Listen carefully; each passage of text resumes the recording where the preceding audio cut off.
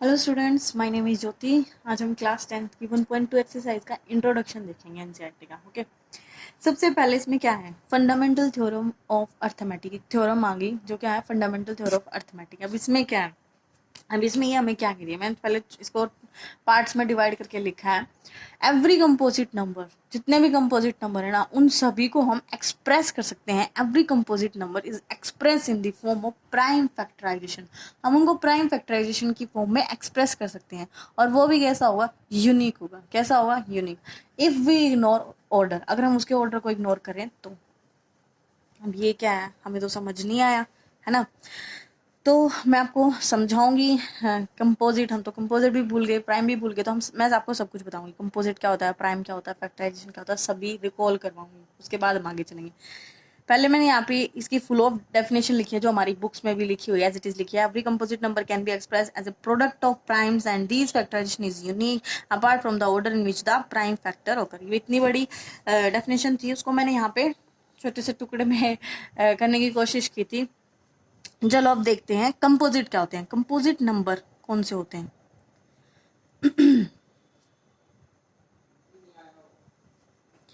Composite number वो number होते हैं जो प्राइम नहीं होते। अब आप कहोगे मैम हमें तो प्राइम का भी नहीं पता कि प्राइम नंबर क्या होते हैं। तो देखो, कंपोजिट नंबर वो होंगे जो प्राइम नहीं होते, ऐसे तो मैंने बोल दिया। अब इसको मैं एक तरह से और भी कह सकती हूँ। वो कैसे कह सकती हूँ कि कंपोजिट नंबर वो नंबर होते हैं जिनके फैक्टर्स 2 से ज्यादा होते हैं, जिनके फैक्टर 2 से ज्यादा होते हैं। Those number having factor more than two, जिसके फैक्टर्स 2 से ज्यादा हो। मैंने 2 नहीं बोला, मैंने 2 से ज्यादा बोला है, ठीक है। जैसे इसके एग्जांपल्स देखें तो मान लो मेरे पास है 4 के क्या क्या फैक्टर होंगे। 4 का फैक्टर एक तो ये खुद होगा। 4 खुद की टेबल में आता है, या 4 1 जा खुद की टेबल में आता है 4, और 1 की टेबल में भी आता है, तो एक इसका फैक्टर हो गया 1। और ये 4 2 की भी टेबल में आता है, तो इसके कितने फैक्टर हो गए, 3 हो गए। कितने फैक्टर हो गए, 3। ये 4 की टेबल में भी आता है, 1 की टेबल में भी आता है, और ये 2 की टेबल में आता है, तो इसके 2 से ज्यादा फैक्टर हो गए। तो ये नंबर कैसा है, कंपोजिट नंबर हो गया। कैसा नंबर हो गया, ये कंपोजिट नंबर हो गया। अब जैसे मैं लिख लूं कि 9। अब 9 1 की टेबल में भी आता है, 9 खुद की टेबल में भी आता है, मतलब 9 की टेबल में भी आता है, और ये 3 की टेबल में भी आता है। तो इसके भी कितने हो गए, 2 से ज्यादा हो गए। 2 से ज्यादा जिसके भी फैक्टर हो जाते हैं, वो नंबर होते हैं कंपोजिट नंबर। अब हम देखेंगे प्राइम नंबर क्या होते हैं। अब prime number, those number having factor 1 and itself, जिसके फैक्टर या तो 1 होगा या वो इटसेल्फ मतलब खुद ही होगा। जैसे एग्जांपल लेके देखते हैं, एग्जांपल से ज्यादा समझ आएगा। जैसे 2 टू टू किस किस की टेबल में आता है, 2 एक तो 1 की टेबल में आता है, और एक 2 की टेबल में मतलब खुद की भी टेबल में आता है। क्या 2 किसी और की टेबल में आता है, नहीं आता ना। तो इसके कितने फैक्टर हुए, 2। जिसके 2 फैक्टर होंगे, ओनली 2 फैक्टर, या तो वो खुद ही होगा या फिर 1 होगा। ये 2 ही फैक्टर, मैंने कहा कि ये 2 ही, मतलब सभी नंबर्स के 2 ही फैक्टर होते हैं, या तो वो खुद ही होगा या फिर 1 होगा। तो ऐसे नंबर्स को हम बोलते हैं प्राइम नंबर। क्या बोलते हैं, प्राइम नंबर।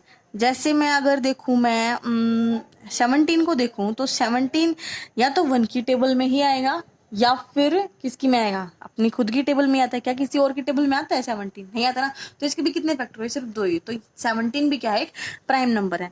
ऐसे ही प्राइम नंबर स्टार्टिंग होते हैं 2 से। कितने से होते हैं, 2 से, फिर 3, फिर 5, 7, 11, 13, 17। अब 15 मत बोलना बीच में, 15 नहीं आएगा, क्योंकि 15 5 की टेबल में भी आता है, 3 की में भी आता है, तो इसके 2 से ज्यादा हो जाते हैं। 19, 23, ऐसे मैं बहुत सारे लिख सकती हूँ। अब बहुत सारे बच्चे तो ये भी सोच रहे होंगे 1 क्यों नहीं लिखा। देखो, अगर मैं 1 लिखूंगी तो 1 क्या है, अगर मैं 1 को देखूं, 1 को, तो 1, अब क्या कहेंगे 1, अब कंडीशन क्या है, या तो 1 की टेबल में आएगा या फिर खुद की में। अब देखो 1 वन की में तो है ही, और ये खुद भी है, लेकिन काउंटिंग करने पे क्या दिख रहा है, इसके फैक्टर काउंटिंग करने में कितने हैं, वन ही तो है। क्या वन से अलग कोई और नंबर आया है, नहीं आया ना, तो इसके फैक्टर एक ही हुए, कितना हुआ इसका फैक्टर एक ही हुआ। तो प्राइम नंबर की में तो कंडीशन है कि दो फैक्टर हो, कितने फैक्टर हो, दो, लेकिन इसका एक ही मिला, तो इसलिए हम वन को प्राइम नहीं बोलते, इज नॉट प्राइम, ये प्राइम नहीं होता। ठीक है, तो वन प्राइम नंबर नहीं होता, प्राइम नहीं है। इसकी स्टार्टिंग प्राइम नंबर्स की स्टार्टिंग 2 से होती है, 2 3 5, और 2 भी इसमें क्या होता है, 2 इसमें इवन प्राइम नंबर होता है। क्या होता है, इवन प्राइम नंबर। और जितने भी हम प्राइम नंबर्स देखते हैं ना, कोई भी इवन नंबर नहीं आएगा, सिर्फ अकेला ये 2 ही ऐसा होता है जो इवन नंबर मिलता है हमें, इवन प्राइम नंबर। ओके, तो चलो अब हम आगे देखते हैं। अब हम फैक्टराइजेशन को देखेंगे। फैक्टराइजेशन क्या था, फैक्टराइजेशन तो हमें आता है। फैक्टराइजेशन क्या होता है, जैसे मैं कोई नंबर ले लूँ, मैं ले लेती हूँ 54 मैंने कोई नंबर ले लिया, मैं इसके क्या कर रही हूँ, फैक्टराइजेशन करूंगी। क्या करूंगी, फैक्टराइजेशन। तो 54 का फैक्टराइजेशन कर लो। इसको मैं 2 से डिवाइड करूंगी तो आएगा 27, फिर 3 से 9, 3 3 3 1। तो इस 54 के फैक्टर्स क्या है, जो ये इधर लिखे हो ना, ये वाले, ये इसके क्या फैक्टर्स है, 2 क्रॉस 3 क्रॉस 3 क्रॉस 3, ये इसके क्या है, फैक्टर्स हैं। ओके, तो अब देखो, जो मैं यहाँ बताना चाहती थी इस थ्योरम्स में, हमने कंपोजिट भी देख लिया, फैक्टराइजेशन भी देख लिया, प्राइम नंबर्स भी देख लिया। अब देखो, अब मैं आपको क्या बताने की कोशिश कर रही हूँ वो समझना। अब इस 54 को मान लो कोई, मैं किसी पूरी क्लास में, मान लो मेरी क्लास में 30 बच्चे हैं और मैं सबको कहती हूँ कि ना 54 नंबर है, उसका फैक्टराइजेशन करो, तो सभी बच्चे करेंगे, क्वेश्चन करेंगे ना। तो मान लो एक बच्चे ने तो ऐसे कर दिया जैसे ये किया है, और दूसरे बच्चे ने ऐसे कर लिया कि वो पहले इसको 3 से डिवाइड करेगा, तो 3 से करेगा तो ये क्या आएगा, 18 आ गया। फिर से करेगा 3 से तो ये आएगा 6, फिर से करेगा 3 से फिर आएगा 2, और फिर आएगा 1। तो इसका इसने क्या लिखा कि है 3 क्रॉस 3 क्रॉस 3 क्रॉस 2। अब देखो 3 क्रॉस 3 क्रॉस 2, और यहाँ पे क्या था, 2 क्रॉस 3 क्रॉस 3 क्रॉस 3। तो देखो ध्यान से देखो, नंबर तो वही है ना, 2 और 3 आ रहा है, इसमें भी 2 और 3 आ रहा है, इसमें भी 3 बार आया है, और इसमें भी ये 3 बार ही आया है। यहाँ पे भी 1 बार आया है, और यहाँ पे जो 2 है वो भी 1 बार आया है, और यहाँ पे जो 2 है वो भी 1 बार आया है। तो इतना तो आपने देख ही लिया। अब एक और बात देखो, जो 2 3 ये नंबर है, ये कैसे हैं, प्राइम नंबर ही तो है। कैसे नंबर है, प्राइम नंबर। तो हम जो फैक्टराइजेशन करते हैं, अगर वो फैक्टराइजेशन हम प्राइम नंबर्स में ही करें, किस में करें, प्राइम नंबर्स में फैक्टराइजेशन करें, और किसी भी कंपोजिट नंबर, ये कंपोजिट नंबर था ना 54 था, क्या था, कंपोजिट नंबर का मैंने क्या किया, प्राइम फैक्टराइजेशन कर लिया, प्राइम फैक्टराइजेशन हो गया। तो फिर इसने क्या कहा, वो क्या होगा, यूनिक होगा। क्या होगा, यूनिक। अब देखो ये यूनिक ही तो है, ये यूनिक ही तो है, दोनों सेम ही तो है। फिर मैंने पीछे बोला था इफ वी इग्नोर ऑर्डर, अगर हम उसके ऑर्डर को इग्नोर कर दिया। अब भाई इसके ऑर्डर को इग्नोर कर लो, यहाँ पे तो क्या भाई 2 पहले है और बाद में 3 लिखे हुए हैं, और यहाँ पे क्या पहले 3 लिखे और बाद में क्या लिखा हुआ, 2 लिखा हुआ है। लेकिन अगर हम इसके ऑर्डर को इग्नोर करें तो ये सब क्या है, यूनिक ही तो आंसर दे रहा है। इस बच्चे ने भी वही आंसर दिया, इस बच्चे ने भी वही आंसर दिया। तो ये थ्योरम हमें यही कह रही है कि एवरी कंपोजिट नंबर, भाई जितने भी कंपोजिट नंबर है, अगर हम उनको एक्सप्रेस कर रहे हैं product of prime numbers and this factor, तो उसका जो फैक्टराइजेशन होगा ना, वो कैसा होगा, यूनिक होगा। कैसा होगा, यूनिक। मतलब सब बच्चे आंसर तो वही सेम ही निकालेंगे, बस उनका क्या होता है, ऑर्डर अलग अलग हो जाता है। तो फिर ये लास्ट में बोल भी तो रहा है कि भाई उसके ऑर्डर को इग्नोर करो। अगर हम उसके ऑर्डर को ना देखे तो आंसर तो यूनिक है ना, आंसर तो वही आएगा, है ना। लेकिन अगर मैं इसमें यही कंडीशन डाल दूं कि असेंडिंग ऑर्डर में लिखो उसके ऑर्डर को, तो फिर सब बच्चों का सेम आंसर मिलेगा। असेंडिंग ऑर्डर में जैसे ही बोलूंगी तो इसका तो असेंडिंग ऑर्डर में है ही, और ये वाला भी अगर असेंडिंग ऑर्डर में करेगा तो फिर ये ऐसे ही करेगा कि पहले 2 फिर 3 3 3 ऐसे ही लिखेगा। तो सबका आंसर कैसा आया, यूनिक आया। ये थ्योरम हमें यही बताती है। आई होप आपको ये थ्योरम अच्छे से समझ आई होगी। अब हम नेक्स्ट क्वेश्चन देखते हैं, इसमें क्या है। अब हमने जो भी कंपोजिट नंबर और प्राइम नंबर हमने देखे हैं ना, ये वाले, ये हम 5th क्लास में ही देख लेते हैं अपनी कि कंपोजिट नंबर और प्राइम नंबर क्या होते हैं। लेकिन तब हम उतना ध्यान नहीं देते अपनी पढ़ाई पे। तो फिर हम अब जैसे हम अपनी 10th क्लास में आए तो हमें फिर से देखने को मिले, तो हमने इसको जस्ट रिकॉल किया है। आई होप आपको ये अच्छे से समझ आएगा। अब हम नेक्स्ट क्वेश्चन देख रहे हैं। नेक्स्ट क्वेश्चन हमें कह रहा है, consider the number 4 raised to the power n where n is a natural number. Check whether there is an any value of n for which 4n ends with the digit 0। अब ये question देखते हैं ना, सिर चकरा जाएगा, समझ ही नहीं आएगा कि ये क्वेश्चन है क्या, हमें तो समझ ही नहीं आया। तो बच्चों हमें समझना पड़ेगा कि ये क्या है, क्या रहा है, ठीक है। अब ये ना हमें कह रहा है कि ना हमको अगर 4 की पावर n, मैं 4 की कितनी ही पावर कर लूँ, 4 की कितनी पावर करूँ कि उसके एंड में, मतलब जो उसका आंसर है ना, उसके आंसर में जो आंसर आएगा उसके एंड में 0 आए। क्या है? 0 आए। तो हमें ऐसी बतानी है कि ऐसी कौन सी पावर करूँ कि उसके एंड में 0 आए।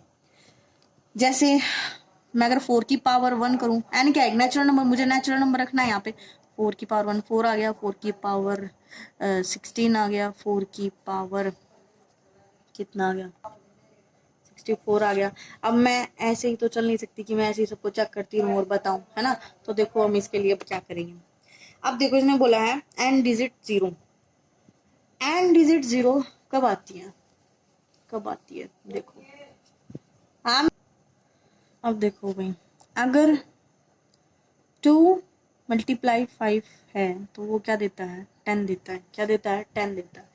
अगर किसी भी, मैं जैसे ऐसे प्रोडक्ट लिखूं किसी भी नंबर में, मान लो मैंने यहाँ 7 लिख लिया, या मैंने 3 लिख लिया, या मैंने 2 लिख लिया, या मैंने 5 लिख लिया, तो इसकी जो भी प्रोडक्ट आएगी, जो भी प्रोडक्ट आएगी, तो इसके इसके साथ में क्या है? 2 और 5 है। क्या है? 2 और 5। और 2 और 5 हमें क्या देता है? 10 देता है। 10 देता है। तो इसकी जो भी प्रोडक्ट आएगी ना, मैं श्योर हूँ कि इसके एंड में कितना आएगा? 0 आएगा। मुझे कहाँ से पता चला कि 2 और 5 दोनों है इसमें। 2 और 5 दोनों है इसमें, और दोनों की मल्टीप्लाई कितनी आएगी? 10 आएगी। जब 2 और 5 दोनों होते तो हम श्योर हो जाते कि जो भी प्रोडक्ट होगी उसमें, जो उसकी एंड डिजिट होगी, वो कैसी होगी? 0 होगी। अब जब इसकी मल्टीप्लाई करके देखेंगे तो हमें पता चलेगा कि इसकी मल्टीप्लाई आएगी 210। देखा, आई ना इसके एंड डिजिट 0, है ना। तो हम, मुझे इस बात से क्या पता चला? मुझे पता चला कि कोई भी प्रोडक्ट है, कोई भी, मतलब कोई भी जैसे फैक्टर्स कर रखे, अगर उन फैक्टर्स में 2 और 5 दोनों है तो पक्का उसके एंड डिजिट 0 हुई। बिल्कुल श्योर बात है ये, मैं कोई ऐसी फैला बोल नहीं रही। वही देख ही लो, 2 2 5 जो कितना होता है? 10 होता है। तो इसके एंड डिजिट क्या हुई? 0 ही हुई ना। तो अब देखो, अगर मुझे चाहिए, देखो भाई, अगर मुझे कोई भी नंबर उसकी मैं प्रोडक्ट कर रही हूँ और मुझे उसके एंड में एक डिजिट 0 होनी चाहिए, मतलब जो लास्ट है वो कैसी होनी चाहिए? 0 होनी चाहिए। तो उसके साथ 2 और 5 होंगे। कितना होगा? 2 और 5, तभी एक एंड डिजिट 0 आएगा। अगर मुझे उसके एंड में 2 डिजिट 0 चाहिए, कितनी? 2 डिजिट 0, दो डिजिट 0 होनी चाहिए, तब 2 2 बार लिखा मिलेगा और 5 भी 2 बार ही मिलेगा, तभी क्या आएगा? डबल 0 आएगी। कोई भी नंबर होगा उसके एंड में क्या होगा? डबल 0 आएगी। अगर मुझे 3 डिजिट 0 चाहिए तो क्या होगा? 3 डिजिट 0 चाहिए तो मुझे 2 को भी 3 बार लिखना पड़ेगा और 5 को भी 3 बार लिखना पड़ेगा, तभी मेरा क्या आएगा? उसके एंड में 0 0 0 3 बार 0 आएगा। आई होप आपको ये समझ आया होगा अच्छे से। अब चलो आगे देखते हैं। अब हम मुद्दे पे आते हैं, मुद्दे में मतलब अपने क्वेश्चन पे आते हैं। क्वेश्चन क्या था? 4 की पावर n करूँ तो क्या आना चाहिए? इसके एंड डिजिट जो वो 0 आनी चाहिए। तो देखो 4 की पावर n है, मैं 4 की पावर n को क्या लिख सकती हूँ? मैं 4 को लिख सकती हूँ 2 की पावर 2 n लिख सकती हूँ। अब पावर पावर क्या हो जाती है? आपस में मल्टीप्लाई हो जाती है, तो ये हो जाएगा 2 की पावर 2n। अब 2 की पावर 2n है। अब देखो भाई, मुझे तो एंड डिजिट 0 चाहिए, तो एंड डिजिट 0 तभी आती जब 2 और 5 दोनों होंगे, लेकिन यहाँ पे 2 2 आया है। क्या आया? 2 आया, 5 तो नहीं आया। तो इसलिए हम बोलेंगे इसकी एंड डिजिट 0 नॉट पॉसिबल। ये पॉसिबल नहीं है, because 5 is not come. 5 is not come भाई, 5 नहीं है इसमें, तो इसकी जो एंड डिजिट है वो 0 नहीं हो पाएगी। आई होप आपको समझ आया होगा ये क्वेश्चन अच्छे से। एंड डिजिट 0 के लिए मुझे 2 भी चाहिए, उसमें 5 भी चाहिए, दोनों चाहिए। ये नहीं कि एक से ही काम चल जाएगा, दोनों चाहिए हमें, ठीक है। तो ऐसे कितने भी क्वेश्चन पूछे, जैसे ये 4 की पावर n था, आपसे 8 की पावर n पूछ ले, या कुछ और भी कितने भी क्वेश्चन पूछ ले, आप इजिली कर सकते हो अगर आपको ये समझ आ गई तो। ये बातें 2 और 5 दोनों होने चाहिए, ठीक है। तो चलो हम नेक्स्ट क्वेश्चन देखते हैं। अब इसका नेक्स्ट क्वेश्चन देखिए क्या कह रहा है। नेक्स्ट क्वेश्चन बोल रहा है find LCM and HCF of 6 and 20 by prime factorisation method. हमें एलसीएम निकालना, एलसीएम और एचसीएफ दोनों निकालने हैं 6 और 20 का by prime factorisation method, prime factorisation method से। तो चलो 6 पे लगाते हैं पहले प्राइम फैक्टराइजेशन मेथड। 2 3 जा 3 3 जा। अब 20 का कर लेते हैं तो 20 होगा 2 10 2 5 और ये आ गया 5। तो मैं 6 को क्या लिख सकती हूँ, 2 क्रॉस 3 6 लिखा गया प्राइम प्रोडक्ट में, और 20 लिखा गया 2 क्रॉस 2 क्रॉस 5 लिखा गया। अब मुझे इसका एचसीएफ ढूंढना है। एचसीएफ होता है जो दोनों में कॉमन आता है। अब इनमें कॉमन क्या दिख रहा है, मुझे 2 दिख रहा है। क्या कॉमन दिख रहा है, 2। तो इसका एचसीएफ आ गया हमारा 2। और एलसीएम क्या होता है, एलसीएम होता है जो कॉमन आया उसको तो एक ही बार लिख लो, ये 2 कॉमन आ गया तो इसको एक ही बार लिखो, और बाकी जितने नंबर लिखे उनको लिख लो, बच गए वो लिख लो, 3 क्रॉस 2 क्रॉस 5। तो ये इसका आ जाएगा एलसीएम। कितना आएगा, 3 2 जा 6 और ये आएगा 60। कितना आएगा, 60। तो ये हमारा एचसीएफ और एलसीएम आ गया। अब अगर ये हमें वेरीफाई के लिए बोल देना कि भाई वेरीफाई करो कि आपका ये आंसर ठीक है, तो वेरीफाई कैसे होता है, वेरीफाई होगा कोई भी 2 पॉजिटिव इंटीजर ले लो, यानी 2 पॉजिटिव इंटीजर, मान लो मैंने ले लिया ए और बी, तो वो क्या होगा, HCF of A B multiply of LCM of A B is equal to होगा उन दोनों नंबर्स की प्रोडक्ट के बराबर। अब देख लो इसका HCF कितना आया, HCF की जगह रख लेती हूँ 2, और LCM कितना आया 60, और उधर क्या है, उधर क्या है, ए और बी की वैल्यू कितनी है, ए की वैल्यू है 6 यहाँ पे ना हमारी, 6 और 20, 6 और 20। अब देखो मल्टीप्लाई कितनी आएगी, ये कितना आएगा, ये भी 120 आएगा और ये भी कितना आएगा 120 आएगा। तो दोनों इक्वल आ गए तो हमारा वेरीफाई हो गया। ओके, तो चलो नेक्स्ट क्वेश्चन देखते हैं। नेक्स्ट क्वेश्चन हमारा find HCF of 96 and 404 by prime factorisation method. हमें इन दोनों नंबर्स का क्या निकालना है, HCF निकालना है एंड फाइंड LCM, और हमें इसका LCM भी निकालना है। तो देखो हम कैसे निकालेंगे, प्राइम फैक्टराइजेशन से निकालना है। तो चलो इसके प्राइम फैक्टराइजेशन कर देते हैं। यहाँ पे 4 8 2 4 12 6 3 1, यहाँ क्या आएगा 404 का, 404 का आएगा 2 202, 2 से फिर से होगा तो 101 और 101, और किसी की टेबल में आता है खुद की नहीं आता, तो ऐसे हो गया। अब 96 के फैक्टर्स आ गए 2 क्रॉस 2 क्रॉस 2 क्रॉस 2 क्रॉस 2 और क्रॉस 3, और 404 के आए हैं 2 क्रॉस 2 क्रॉस 101। अब देखो इसमें कॉमन क्या क्या है, इसमें कॉमन है 2 ये और 2 ये, 2 मतलब ये दोनों आपस में कॉमन है, और ये दोनों है ना, दोनों कॉमन में है। तो इसका HCF आ गया हमारा 2 क्रॉस 2, तो आ गया 4। हमारा HCF कितना आ गया, 2 क्रॉस 2 4 आ गया। अब हमें इसका क्या निकालना है, LCM भी निकालना है। LCM एक तो तरीका यही है कि इनको लिख के 4 को लिख के बाकी जितने बचे हुए हैं ऐसे निकाल लो, या फिर एक तरीका ऐसे भी है जो मैंने अभी पीछे बताया था कि HCF मल्टीप्लाई LCM, वो जो नंबर्स थे क्रॉस A क्रॉस B। अब मेरा HCF आ गया 4 और LCM और मेरे A और B क्या है 96 और 404। अब मैं यहाँ से मेरा LCM आ जाएगा 96 क्रॉस 404, और 4 से ये डिवाइड कट रहा है पूरा पूरा। अब हम इसकी मल्टीप्लाई लिख देंगे, इसकी मल्टीप्लाई है 9696, मैं डायरेक्ट लिख रही हूँ 9696, आप मल्टीप्लाई करके देखोगे तो यही आएगा। ठीक है, तो हमारा एलसीएम आ गया इसका 9696। ठीक है, अब ये क्वेश्चन कंप्लीट हो गया है। अब हम नेक्स्ट क्वेश्चन देखते हैं इसका। देखो अब है नेक्स्ट में फाइंड HCF LCM ऑफ 6 72 और 120 by using prime factorisation method. अब की बार इसने 3 नंबर्स दे दिए, तो हम तीनों का निकालते हैं HCF और LCM। कैसे निकलेगा, जैसे मैं 6 के फैक्टर करूँ, थोड़ा सा गलत लिखा गया, अगर मैं 6 के करूँ तो कैसे लिखूंगी, 2 3 1, 6 के कंप्लीट हो गए। अब हम 72 का करते हैं, 72 को होगा 3 6 18 9 3 3 1। अब हम करेंगे 120 का, 120 का आएगा 6 0 3 0 और आएगा 15 और अब हो जाएगा 5 और फिर 5 1 जा 5 हो गए। 6 का आया मेरा 2 क्रॉस 3। 72 क्या है मेरे 2 क्रॉस 2 क्रॉस 2 क्रॉस 3 क्रॉस 3। और 120 का मेरा आया है 2 क्रॉस 2 क्रॉस 2 क्रॉस 3 क्रॉस 5। अब HCF क्या होता है? कॉमन। अब कॉमन देखो 2, HCF क्या होगा? HCF हमें पता है कॉमन होता है, और हम इसको क्या बोलते हैं? Smallest power of common factor. अगर हम इसको पावर्स में लिख रहे हैं तो स्मॉलेस्ट पावर, जैसे मैं इसको पावर में लिखूँ तो ये क्या होगा? 2 की पावर 1 3 की पावर 1। इसको लिखूंगी 2 कितनी बार है? 3 टाइम्स, तो 2 की पावर 3 3 की पावर 2, और इस ये हो जाएगा 2 की पावर 3 क्रॉस 3 की पावर 1 5 की पावर 1। अब HCF होता है स्मॉलेस्ट पावर, स्मॉलेस्ट पावर बोलो या लीस्ट पावर बोलो, least smallest power of common factor.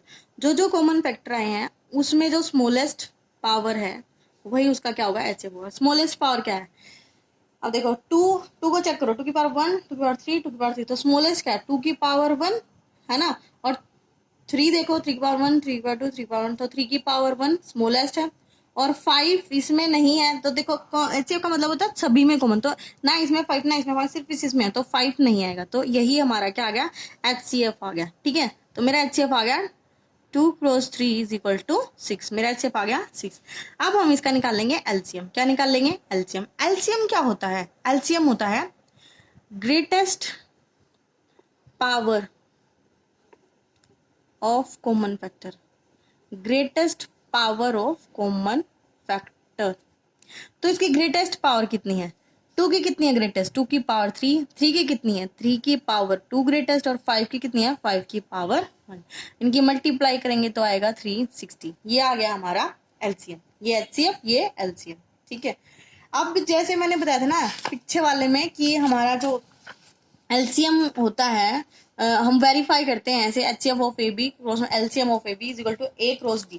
ये वाला मेथड है ना, ये वाला ना इस 3 वाले में अप्लाई नहीं होगा। ये वाला मेथड ओनली 2 नंबर्स के लिए है। जब 2 नंबर्स दे रखे हैं उन्हीं के लिए अप्लाई होगा, ओनली 2 नंबर। लेकिन अब इस क्वेश्चन में क्या है? 3 नंबर्स दे दिए, तो ये 3 नंबर वाले पे अप्लाई नहीं होगा। कैसे नहीं होगा अभी देख लेते हैं हम। जैसे वो बोल रहा है कि HCF, वो पीछे क्या बोल रहा था कि HCF कितने नंबर हमारे यहाँ पे 120 है, और LCM HCF और LCM की मल्टीप्लाई है ना। और उधर क्या है? A क्रॉस B, और A की वैल्यू कितनी है अपनी? 6 72 और 120। हमारे तो यहाँ पे 3 हो गए ना, वहां पे 2 के अकॉर्डिंग था, अब 3 3 के अकॉर्डिंग है। तो देखो इसका HCF कितना आया? 6 आया, और इसका LCM आया 360। और यहाँ पे इनकी मल्टीप्लाई लिखनी है हमें। ठीक है, तो अब हम इसको चेक करते हैं इसकी मल्टीप्लाई कितनी कितनी आएंगी। इनकी मल्टीप्लाई मैंने लिख लिया डायरेक्ट 360 की, और 6 की मल्टीप्लाई हुआ तो 62160 आएगा, और इन तीनों की मल्टीप्लाई हुई तब आएगा 51840। क्या ये दोनों नंबर्स इक्वल है? नहीं है। तो मैं यही कह रही थी कि ये 3 पे अप्लाई नहीं होता। किस पे अप्लाई नहीं होता? 3 पे अप्लाई नहीं होगा ये। ठीक है, ओके, तो ये 3 पे अप्लाई नहीं होगा, ओनली 2 नंबर्स पे अप्लाई होगा। जब 2 नंबर्स दे रखे होंगे और उनका LCM है, उसको वेरीफाई करने के लिए ओनली 2 नंबर्स पे, 3 पे नहीं होगा। तो चलो इसका इंट्रोडक्शन पार्ट कंप्लीट होता है। अब मैंने